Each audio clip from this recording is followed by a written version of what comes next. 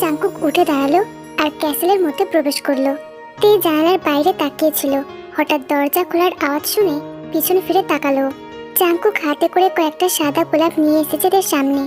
Look pancake, আমার গার্ডেনের flower, তোমার জন্য। ফুলগুলো তের দিকে এগিয়ে দিয়ে বলল জাংকুক।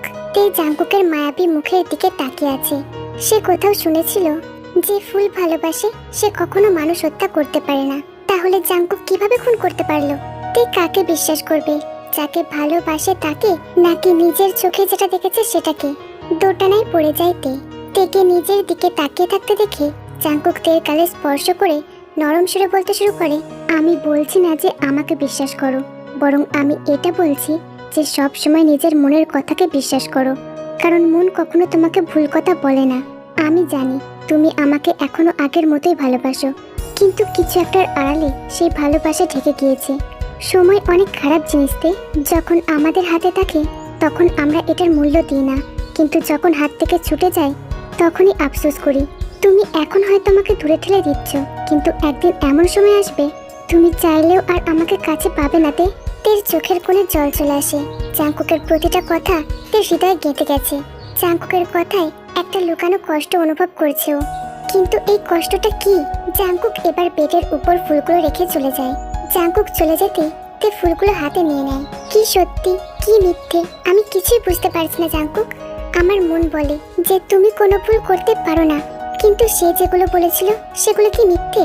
তার কাছে তো প্রমাণও ছিল তোমার বিরুদ্ধে, সেগুলোকে কিভাবে অস্বীকার করি বলো? হেল্প মি গড, প্লিজ আমাকে রাস্তা দেখাও। কি মিথ্যে কি সত্যি কিছুই বুঝে উঠতে পারছি না আমি। হঠাৎ রুমের মধ্যে একটা ল্যান্ড লাইনের শব্দ পেলোতে ওর বেডের পাশেই ল্যান্ড লাইনের ফোনটা রাখা ছিল আর সেটাই রিং হচ্ছে। তে কিছুটা কনফিউশন নিয়ে ফোনটা রিসিভ করলো। হ্যালো তে, রেডি হয়ে নাও, আমরা হসপিটালে যাব ফার্স্ট, বলেই ফোনটা কেটে গেল। তে কিছুটা অবাক হলো জাংকুকের এমন ব্যবহারে, কিন্তু ক্যাসেল থেকে বের হবে ভেবেই একটা স্বস্তি নিঃশ্বাস ছাড়লো। তের রুমে একটা জয়েন্ট কাবার্ড, দেওয়ালের সাথে একদম ফিট করানো। এই ধরনের কাবার্ড এমন বড় ক্যাসেলের বাড়িতে থাকে সাধারণত। এই বাড়ির প্রতিটা জিনিস রাজকীয়। মাঝে মধ্যে মনে হয় তে এই প্যালেসের এক কুইন আর জাংকুক হলো কিং। কথাগুলো ভাবতে ভাবতেই তে কাবার্ড খুলে ড্রেস বের করে রেডি হয়ে নিল, তারপর নিচে নেমে এলো। জাংকুক থেকে দেখি ওর সামনে এগিয়ে যায়, তারপর মুখে হাসি নিয়ে বলে, বাইরে নিয়ে যাচ্ছি বলে এটা ভেবো না যে এখানে আর আসতে হবে না। সো তুমি আমার সাথে হসপিটালে যাবে আর আমার সাথে ফিরে আসবে। আমি চাই না আমার কারণে তোমার এত বছরের কষ্ট বৃথা যাক, তাই তোমাকে হসপিটালে নিয়ে যাচ্ছি। কিন্তু প্যানকেক, আমাকে ধোকা দেওয়ার চেষ্টা মোটেও করো না। তের গালে আঙুল দিয়ে স্লাইড করতে করতে কথাটি বলল জাংকুক। তে ভেবেছিল পালিয়ে যাবে, কিন্তু জাংকুকের কথা শুনে মাথা থেকে পালানোর ভূত দৌড়ে পালিয়ে গেল। জাংকুক তের হাত ধরে ওকে গাড়িতে বসিয়ে গাড়ি স্টার্ট দিল। ইন হসপিটাল, জাংকুক নিজের কেবিনে আর তে রোজের সাথে বসে আছে।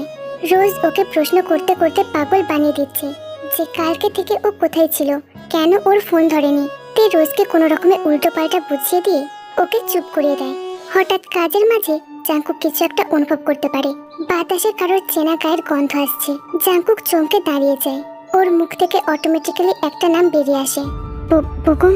জাংকুক দ্রুত নিজের কেবিন থেকে বেরিয়ে যায়। বাইরে হঠাৎ ঝুম বৃষ্টি শুরু হয়েছে। তে কিছু ফাইল নিয়ে জাংকুকের কেবিনের দিকে যাচ্ছিল, কিন্তু জাংকুককে এমন হন্তদন্ত হয়ে আসতে দেখে থেমে যায় ও। মেইন গেটের সামনে এসে দাঁড়িয়ে যায় জাংকুক। ওকে এভাবে দাঁড়িয়ে যেতে দেখে তে অবাক হয়। What happened Jungkook? জাংকুক একইভাবে তাকিয়ে আছে গেটের দিকে। হঠাৎ একটা গাড়ি ফুল স্পিডে ব্রেক কষে গেটের সামনে। ড্রাইভার বের হয়ে একটা ছাতা নিয়ে পিছনে দরজা খুলে দেয়। দরজা খুলতেই একজন নেমে আসে গাড়ি থেকে।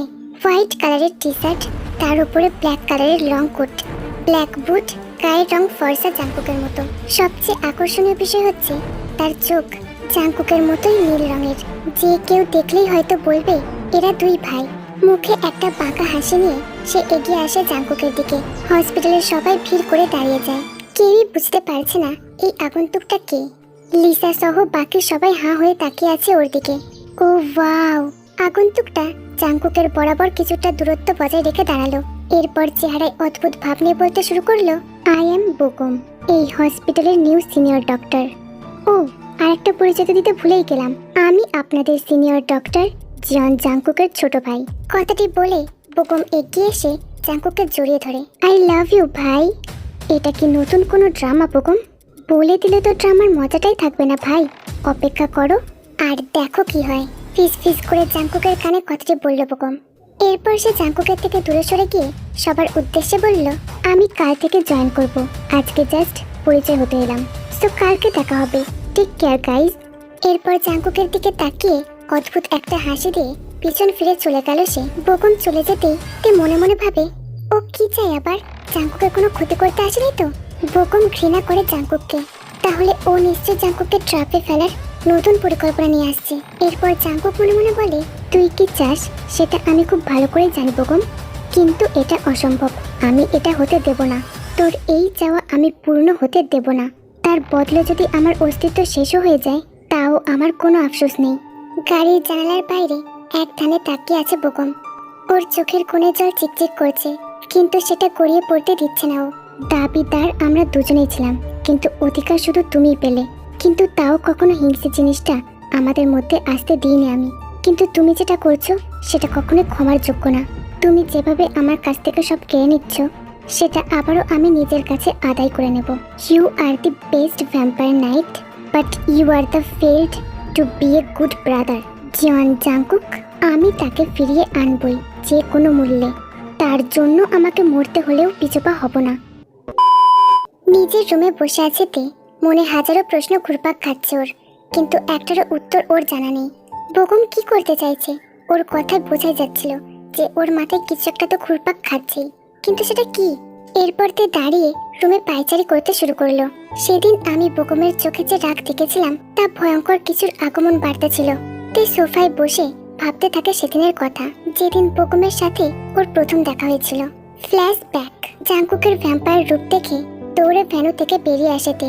রাস্তায় আসতেই কারোর কথা শুনে থমকে যায় ও। জাঙ্কুকের ভ্যাম্পায়ার রূপ শেষমেশ তোমার সামনে এসেই পড়লো। তে চমকে তাকালো সেই দিকে। দেওয়াল ঘেঁষে দাঁড়িয়ে পকেটে দুই হাত গুঁজে দাঁড়িয়ে আছে লোকটি। আপনি? লোকটা পকেটে হাত রেখে বেপরোয়া ভাবে এগিয়ে আসে তের দিকে।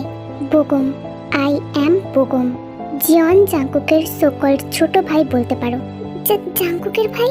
ডোন্ট ওয়ারি, আমি মানুষ, ভ্যাম্পায়ার না। তুমি মানুষ, কিন্তু জাঙ্কুক ভ্যাম্পায়ার। আমি তো কিছুই বুঝতে পারছি না। পৃথিবীতে এমন অনেক কিছুই আছে যা আমাদের অজানা, আর সেই অজানার রহস্য তুমি না হয় তোমার জাঙ্কুকের থেকেই জেনে নিও। তুমি কি চাও আমার থেকে? সিরিয়াসলি, তুমি আমাকে কি দেবে? আমি তো শুধু তোমাকে জাঙ্কুকের সত্য বলতে এসেছিলাম। এখন তো তুমি সব জেনেই গেছো। যাক, আমার চাপ কমলো। ও তো তোমার ভাই, তাহলে ওর বিরুদ্ধে তুমি কেন আমাকে সত্য জানাতে এসেছো? সৎ ভাই।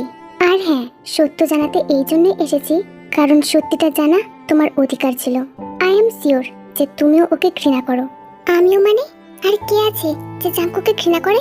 আমি। মুখ শক্ত করে বলে বোকম। তুমি? কিন্তু কেন? কারণ তোমার জাঙ্কুক আমার থেকে আমার সবচেয়ে প্রিয় জিনিস দূর করে দিয়েছে। শুধু তাই নয়, ও ভাই হয়েও আমাকে ধোকা দিয়েছে। বলেই রাগের দেওয়ালে একটা ঘুষি মারে বোকম। তে ভয় পেয়ে যায় বোকমের কাজে। কাঁপা কাঁপা গলায় বলে ওঠে, কি করেছো? শুনতে চাও তোমার জাঙ্কুক কি অপরাধ করেছিল? তাহলে শোনো। বোকম এবার এমন কিছু বলে যেটা তে কল্পনাতেও কখনো ভাবতে পারেনি। ওর বিশ্বাসই হচ্ছে না জাঙ্কুক এমন কিছু করতে পারে। তে এবার কান্না করতে করতে বলে, তুমি মিথ্যা বলছো। বোকম কখনো মিথ্যা বলে না। মিথ্যা বলা আর ধোকা দেওয়া তো তোমার জাঙ্কুকের কাজ। জাঙ্কুক এমন কেন করবে? তাও নিজের ভাইয়ের সাথে? এই উত্তরের আশায় আজও ওকে বাঁচিয়ে রেখেছি, না হলে কবেই শেষ করে দিতাম। তে ভয় পেয়ে যায় বোকমের কথায়। জাঙ্কুকের ক্ষতির কথা ভাবতেও ওর ভিতরটা কেঁপে ওঠে। অ্যালার্ট করতে এসেছিলাম, আমার কাজ শেষ, বাকিটা তোমার উপর। ওর সাথে থাকতে চাইলে থেকো, না চাইলে আই ডোন্ট কেয়ার। বোকম পকেটে আগের মতো হাত গুঁজে সামনে এগিয়ে চলে যায়, আর পিছনে থেকে এক রহস্যের অন্ধকারে ডুবিয়ে দিয়ে যায়। In present time. তে সোফা থেকে উঠে দাঁড়ায়, কপাল বেয়ে ঘাম ছুটছে ওর। না, এভাবে বসে থাকলে আমি আমার প্রশ্নের উত্তর পাবো না। আমাকে জাঙ্কুকের কাছ থেকে সব প্রশ্নের উত্তর জানতেই হবে। ওকে উত্তর দিতেই হবে আমায়। তে দ্রুত পায়ে জাঙ্কুকের রুমের উদ্দেশ্যে বেরিয়ে পড়ে। জাঙ্কুকের রুমে যাওয়ার পথে একটা আওয়াজ শুনতে পায় ও। তে আওয়াজটা পেয়ে দেওয়ালের আড়ালে লুকিয়ে যায়, আর দেখতে পায় জাঙ্কুক একটা সিক্রেট ডোর থেকে বের হচ্ছে। জাঙ্কুক সেখান থেকে বের হতেই দরজাটা অটোমেটিক্যালি বন্ধ হয়ে যায়, তারপর দেওয়াল দিয়ে ঢেকে যায়। কেউ বলতেই পারবে না এই দেওয়ালের আড়ালে একটা কক্ষ আছে। কিসের রুম এটা, আর এত বড় সিকিউরিটি কেন? এই বিষয়টা ভাবাচ্ছে দেখে হয়তো এই কক্ষের মধ্যেই ওর প্রশ্নের উত্তর লুকিয়ে আছে। জাংকুক আশেপাশে চেক করে সরে যায় ওখান থেকে। জাংকুক যেতেই তে দেওয়ালের সামনে চলে আসে, কিন্তু কিভাবে খুলবে সেটা জানা নেই ওর। কিভাবে কি করব কিছুই তো বুঝে উঠতে পারছি না। জাংকুক কিভাবে ওপেন করে এটা? দেওয়ালে হাত দিয়ে চেক করতে করতে কথাটি বলে দেয়। হঠাৎ তে দেওয়ালে থাকা একটা পোর্ট্রেতে হাত রাখে।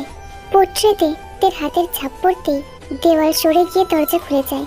তে অবাক হয়ে যায়, তার মানে এখানে স্পর্শ করলে দরজাটা খুলে যায়। যাই হোক, সময় নষ্ট করে আর লাভ নেই বলেই তে দরজার ভিতরে প্রবেশ করে। ভিতরে একটা গুহার মতো তার বরাবর সরু রাস্তা। তে ধীর পায়ে এগিয়ে যাচ্ছে, তেমন একটা আলো নেই, তাও সবকিছু স্পষ্ট দেখা যাচ্ছে। যত এগিয়ে যাচ্ছে তত ওর মনের ভয় আরো তীব্র হচ্ছে। ভগবানই জানেন সামনে কি অপেক্ষা করছে ওর জন্য। সামনে যেতেই অবাক হয়ে যাইতে অনেকগুলো জেলখানার মতো লকআপ সাধারণত লোহা দিয়ে তৈরি হয়, কিন্তু এগুলো সিলভার দিয়ে তৈরি। কাদের কয়েদ করে রাখা হয়েছে এখানে ভাবছে তে। একটা লকআপের সামনে চলে যায়। বড় একটা সিলভারের তালা ঝোলানো। ভিতরে কে আছে বুঝতে পারছে না ও। ভিতর থেকে ভয়ঙ্কর শব্দ আসছে, মনে হচ্ছে হিংস্র প্রাণী। তের সাহস হচ্ছে না উঁকি দেওয়ার। জাংকুক একজন ভ্যাম্পায়ার নাইট, হয়তো এখানে ওরা হিংস্র প্রাণীদের আটকে রাখে। তে পুরো জায়গাটা ঘুরে ঘুরে দেখছে। হঠাৎ একটা জায়গায় ওর চোখ আটকে যায়। একটা লকআপে কালো রঙের কফিন, আর কফিনের চারিদিকে সিলভারের বড় কিল, অর্থাৎ তার কাটা মারা। অন্যান্যগুলোর থেকে এটা বেশি সেফটি দিয়েছে। তে লকআপের সামনে এসে দাঁড়ায়। হঠাৎ পিছনে কারোর অস্তিত্ব টের পেয়ে ঘাবড়ে ঘুরে দাঁড়ায় ও। পিছনের ব্যক্তিকে দেখে ভয়ে হাত পা ঠান্ডা হয়ে যায় ওর। জাংকুক? জাংকুকের চোখ অসম্ভব লাল হয়ে আছে। পারলে চোখ দিয়ে ও এক্ষুনি থেকে গিলে খাবে। জাংকুক, আমি তো থেকে আর কোনো কিছু বলার সুযোগ না দিয়ে জাংকুক ওর হাতটা শক্ত করে ধরে ফেললো। তারপর দ্রুত ওকে ওখান থেকে বের করে নিয়ে এলো। জাংকুকের সামনে মাথা নিচু করে দাঁড়িয়ে আছে তে। জাংকুক সোফায় বসে দুই হাত ফোল্ড করে কপালে হাত ঠেকিয়ে রেখে চোখ বন্ধ করে আছে। জাংকুক কেন এখনো চুপ করে আছে বুঝতে পারছে না তে। অন্য সময় হলে তো চেঁচিয়ে পুরো বাড়ি মাথায় তুলতো, তাহলে আজ ও এত শান্ত কেন? জাংকুক ওই অবস্থাতেই থেকে বলল, আজ আমি তোমাকে তোমার সব প্রশ্নের উত্তর দেবতে, কিন্তু তার আগে তোমাকে আমার অতীতের কিছু বিষাক্ত মুহূর্তের কথা জানতে হবে।